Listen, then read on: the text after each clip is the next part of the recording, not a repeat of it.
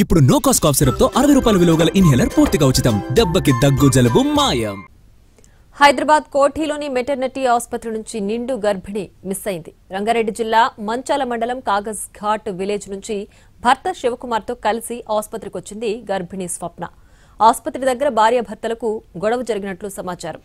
దీంతో ఆసుపత్రి నుంచి వెళ్లిపోయింది. 24 గంటల్లో ఆమెకు డెలివరీ కావాల్సింది. ఆ సమయంలో ఎవరికీ చెప్పకుండా ఆసుపత్రి నుంచి వెళ్లిపోవడంతో కుటుంబ సభ్యులు ఆందోళన చెందుతున్నారు.